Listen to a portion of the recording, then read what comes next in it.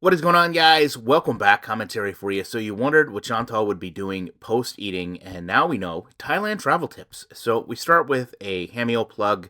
We have her on a green screen, and she says this should have been done a long time ago, that they've been back for, she claims today, November 10th is a full month. So I don't doubt that wrap-ups, travel conclusions are good ideas, but I have to wonder, who asked for this? And how does this fit into her current channel? How does her current audience find reception to this? Will YouTube actually put this forward facing on travel search results, given her channel's based on food and mukbangs?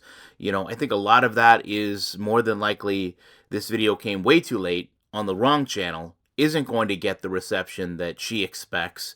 And I think we learn a lot about why the travel channel was, or the couples channel, however you want to go about it, was not being utilized so much in this video.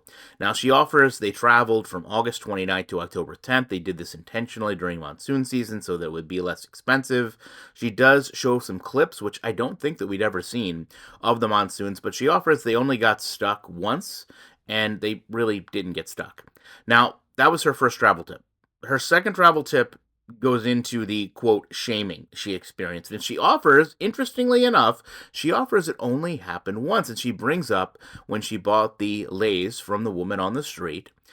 The person asked her if she was pregnant. Now, the woman also had a baby, so this was natural conversation, and Chantal kind of joked everything off and laughed about it and said no, she wasn't pregnant, that this was just from food. Now, she also went out by herself in a market and had someone film her, point at her, kind of make a mockery of her, but Chantal actually omits that in her travel tips, which I find strange. Now, she also turns this into a very generalized, if you don't like your appearance being picked at, don't go. Or if you don't have thick skin like I do, you might not like it. Or if you just ignore everyone and keep to yourself, you'll be just fine. But the reality is, she put herself in these situations and she makes herself into a spectacle.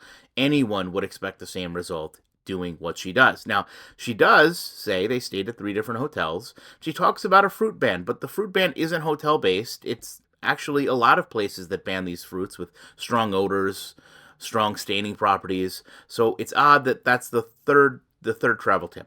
We then go into travel, and Chantal has this epiphany that lower cost options may be declined over higher cost options for the person making the income. So Chantal kind of treats this very strangely. She acts as if they were being refused rides when they had a lower cash offering than when they were having a higher cash offering.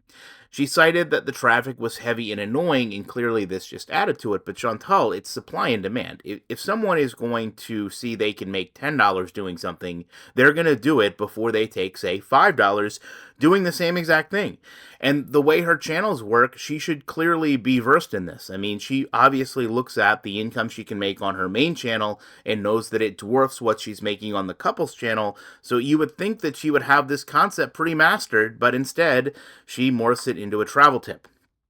We then go into budgeting, and she talks about currency conversion. And she says that you can use your cards, but they prefer cash. And she offers that the airport is best for conversion. Now, my experiences with international travel have been the airport is the worst. Whatever you're looking to use there, usually it's like, TravelX, their rates are higher there than anywhere else because you're at the airport, you're stuck. So I've never seen the lowest percent rate on exchanges at an airport. I guess it could be different there, but I would really hesitate to think that, going to your local bank to do a currency conversion is going to be more expensive than doing it at the airport.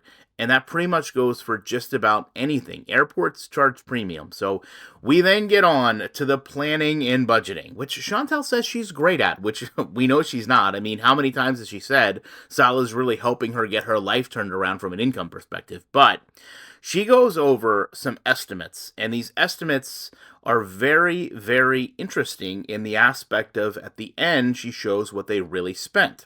So airfare was $1,942. Hotel was $840. Transportation was $490. Food was $730, which does not include the 7-Eleven trips for some reason. Attractions were $560. Gifts were $420, and SIM cards, which they needed for their phones to operate in the country at the airport, were $120. Now, she offers that street food could have been less expensive, but because Salah is Arab, he had to go into Arab restaurants, almost as if he forced her into these places. Like she didn't want to go and eat at these places, but, he made sure that she did. She gives an estimate of $3,217 for the trip. We then learn the real total was $5,280. There is no way they recovered even a fraction of that with the couple's channel, even with her channel combined. I mean, I would think maybe if you took everything she earned off her channel and maybe the couple's channel for 2 to 3 months, this paid for it. But that is a lot more than I thought that they would have paid. And from someone that was talking about planning and investing and budgeting, if her goal was to have the couple's channel pay for this trip, I don't see how that really worked out in her favor. And now the fact that these videos aren't even monetized makes it even stranger. And it makes you wonder, what her plan is going forward, because she offers that they're going to start traveling again. Why would you start traveling again if your couple's channel, your travel channel, isn't currently monetized? And I'm still going with the thought process that this was Foodie driven.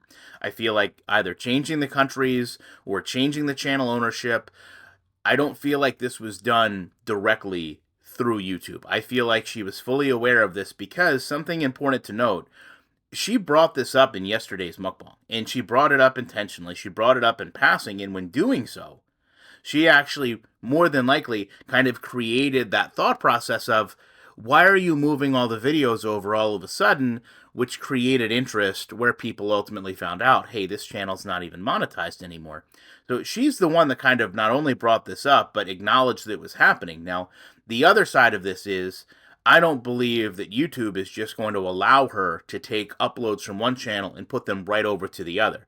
It's also, should she do that, really going to damage her audience. I mean, imagine you're already kind of boring of the content, right? But now all of a sudden, someone starts like indoctrinating their channel with videos that you've already seen that aren't changed. You're getting notifications about videos you've already watched a month ago that she's porting as new. The likelihood of someone watching them again or watching through is, I would think, very slim. To that point, you also have to remember she would go through and do, bonus footage in this vlog. I don't know that she has the time, the effort, the energy to go through. That's rather meticulous. If you're looking at budgeting your time, to go through, kind of remix your own travel vlog to put it back up on a different channel and expect that you're going to make enough money to make all of that worthwhile, I don't think so. So I would love to know what you guys think. I honestly expected this trip to cost a third of what they paid. And that would have been the justification for going. I'm also constantly being brought back to the fact that it seemed like they were stuck there longer than they wanted to be. It seemed like they wanted to go home but couldn't. They wanted to go but couldn't. They wanted to go but couldn't. And maybe that factored into how it got drawn out and eventually ended up costing so much more. And how in the world did she literally get $2,000 off? That's literally almost half the expense of the trip in her budgeting and going back and estimating their totals. Love to know your thoughts on this. Appreciate you watching this video. I'm going to leave you with the top comments from the last video. Be back as soon as I can with more content.